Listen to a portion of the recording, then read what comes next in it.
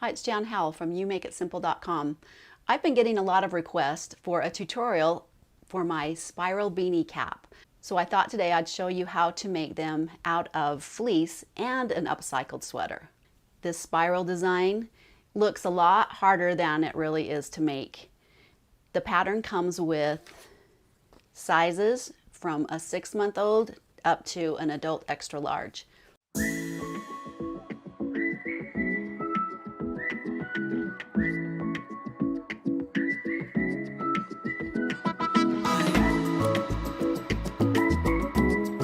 Before you cut out the size of the pattern, there is a size chart on the first page of the pattern that will tell you which size to use for the measurement of the head that you're sewing for. Find the size that you want, cut it out, and decide whether you want to make this out of fleece or an upcycled sweater. You'll need a pair of fabric scissors, some straight pins, and of course the fabric that you're going to be using, and a sewing machine.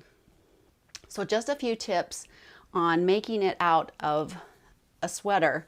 If it does have wool content, you want to make sure that it is felted first, shrunk down in hot water. Then when you care for it, it will not shrink down.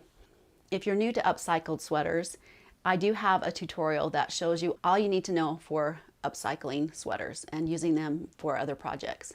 You want to make sure that your sweater doesn't have any holes in it. So just hold it up to the light, up to the window, and make sure that it doesn't have any holes in it. And just cut out your pieces around those holes if it does have a hole. You'll need to cut out 6 different pieces. You can use all the same color, you can use 2 or 3 colors, or you can use 6 different colors if you want to. You want to make sure that they're all facing the same way. You can use the wrong side of a sweater. I like to do that. It just has a different character, but make sure that they're all facing the same direction. This line on the bottom of the pattern will show you and guide you to make sure that you're putting that straight line on the stretch of the fabric. So it may stretch in both directions, but put that line on the stretchiest part of the fabric.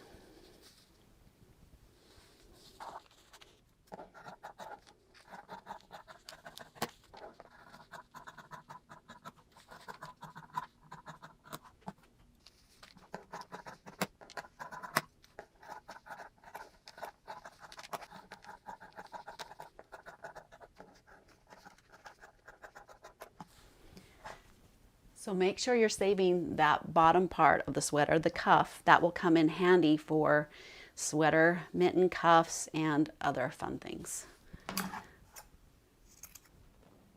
Once you've cut out all 6 panels, arrange them in the order that you want, and we're going to start sewing them together. Take the first 2 off the top of the pile, and we're going to bring the right sides together. Now, you're probably wondering how in the heck you're going to sew that curvy line with the right sides together. Like, that doesn't match up and doesn't look right, but it is. Line up the bottom pieces, and as you sew, we're going to be easing around those corners, and you'll end up like that at the top. So it does work out. It's really cool how it works. You don't need to pin it. I have threaded my machine with a corresponding thread color and bobbin, and I'm using a basic universal needle, and I'm going to set my stitch to a stretch stitch, which is this one right here.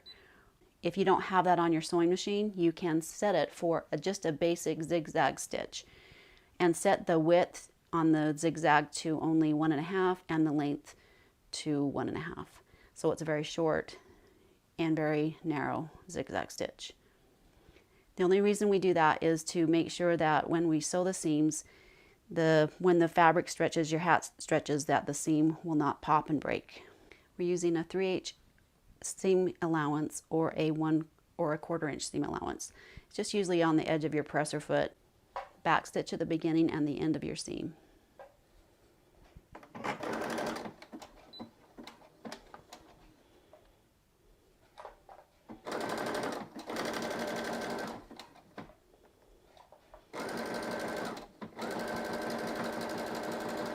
So I'm just going to sew a little bit at a time and then adjust.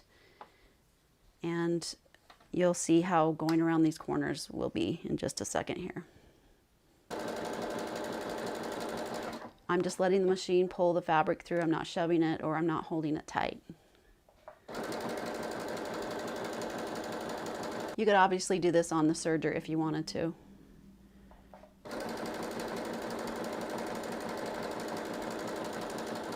So when I get about to this point around the corner, bring your ends together like this, and then you'll just ease in. So lay the top fabric around that corner and go ahead and stitch.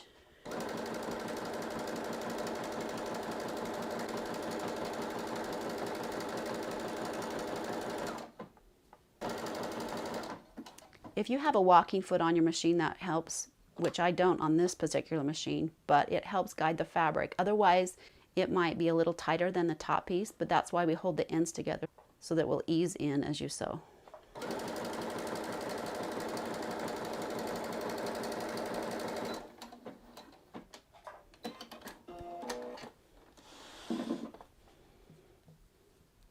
So let me just show you what that looks like. So it seems a little skiwampus right now, but we're just going to sew two together, and then we'll just go to the next two and sew these together. Flip that one over.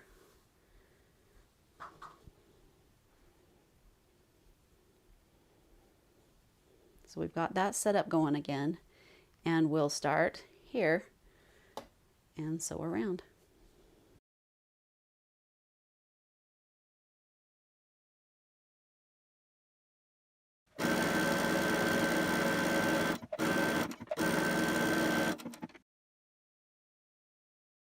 Take your scissors and just trim the seam allowance down to about 1/8 of an inch, making sure you're not cutting into the seam. Now, if you have a sweater or fabric that looks like it's going to fray, like this one is starting to fray a bit, it must have some cotton in it. You're going to want to finish the seam allowance by sewing a zigzag stitch right along the edge, just all the way down. If you're using fleece, you won't have to worry about this at all because fleece does not fray. So I'm going to do that with all these pieces that have the blue with it, so to make sure that that doesn't fray. I'm going to set my machine to a zigzag stitch and sew that seam allowance. My width is 3.5 and my length is 2. We'll try that. You don't want to go into the seam itself, just on the edge of the fabric there.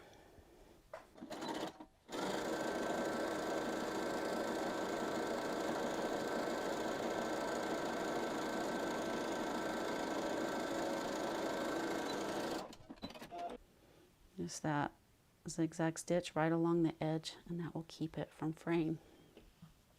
I'm only going to do that with the pieces that are this color. These other felted sweaters, they look pretty good as far as not fraying. Now we're going to sew all 3 panels together. So in the order that you want it to be, bring the right sides together, and I'll be sewing down this edge. So starting at the bottom edge and working our way around the curves.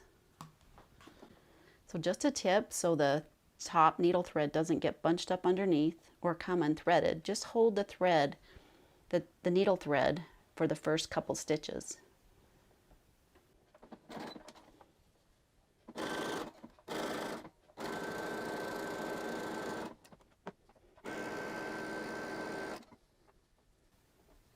Now at the top, align the seam from the other 2 panels at the top.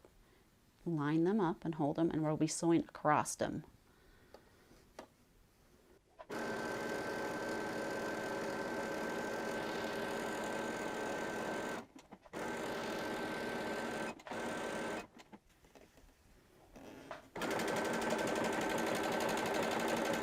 And sew right over the seam and off the edge.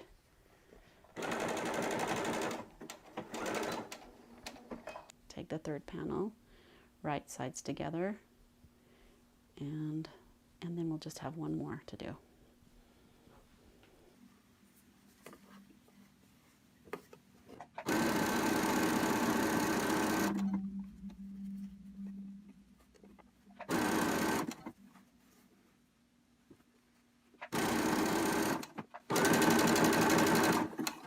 So over the seam and back stitch at the edge.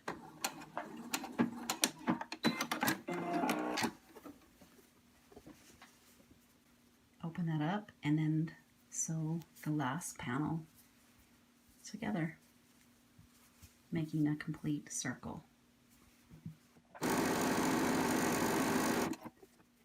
When you get up to the top of the hat on this, where all these things are coming together, just sew over the seam and off the edge.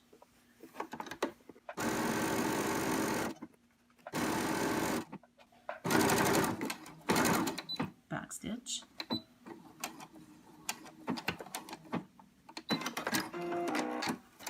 I'm going to go through all my seams, make sure they're trimmed and the seam is finished if it needs to be.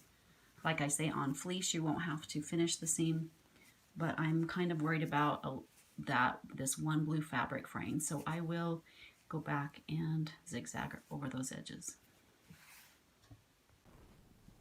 I have sewn all my seams and I'm going to clip all the straggly threads.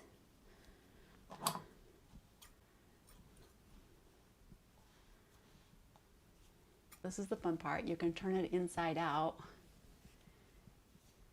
and see that nice pattern. Now this is a good time to try on the hat and see if the length is correct and if it fits okay. If it is too long, you can just take your scissors and cut off as much as you need to around the bottom. So I have cut a piece of fleece 2 inches on the stretch, and I have measured my head circumference, and I'm going to take off 2 inches from that measurement so I have the length. Fold the right sides together and just stitch down the bottom edge. Now change your seam stitch back to a straight stitch. I have sewn that seam. It's still folded in half. I'm going to mark that halfway point with a pin. Turn the right side back inside so the wrong side is facing out. I'm going to bring the back seam of the binding in line with that seam, pin it in place. And then take the center front to the center front of the hat seam and line it up and pin in place.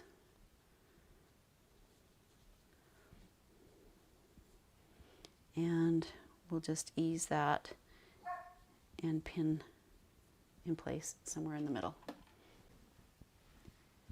So I pinned it in place. Now I'll take it to the sewing machine, and you can start anywhere and sew around using a 3/8 inseam allowance.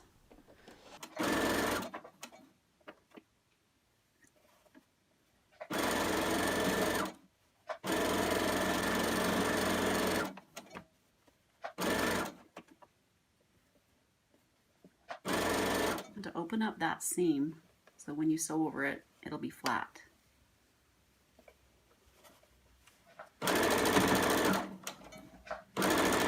Back to the beginning, back stitch.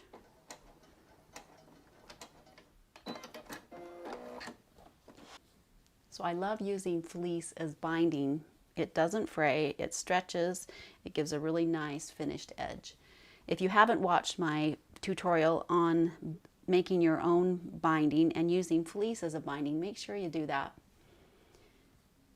Now to finish off the binding, fold it over the top of the seam and make sure the seam allowance is facing towards the binding. We're just going to fold that over and pin it in place. And you'll just fold it so it's the even width all the way around. You can make it thinner or thicker. We just want to make sure that that seam is folded up.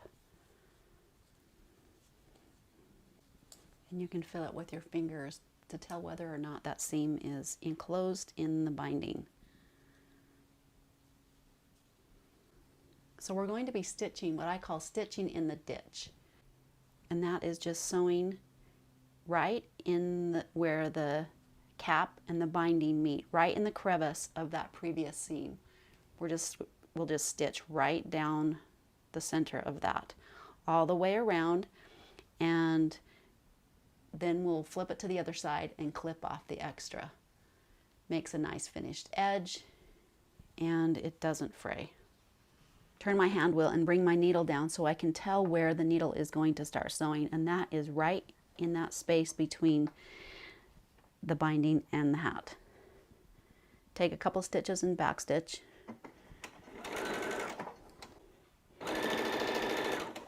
Remove your pins. Just with your fingers, just make sure that that is even and the seam allowance is enclosed in the binding.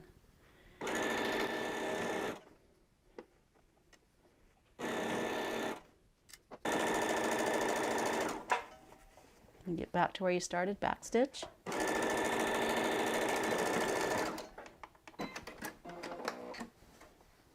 And we'll just trim off the extra binding really close to the seam. Just take your scissors and lie them flat and just carefully cut along that seam, that stitching, without cutting into it.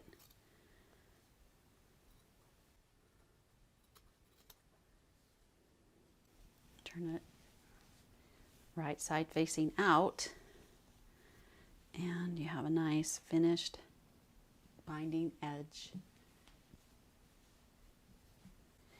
If you want to add a tag to your beanie, locate and find out where you want and how you want to apply that.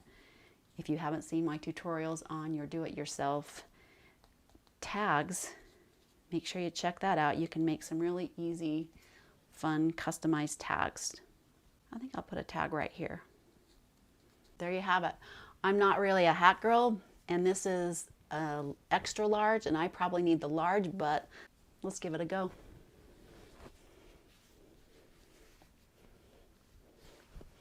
Not too shabby. Cozy on the ears, nice soft binding, spiral top. So you can make it with an upcycled sweater or fleece. All different sizes. I'll put where you can locate the pattern in the description below. You got it. Give me a shout out, send me a note if you have any questions. We'll see you in the next class.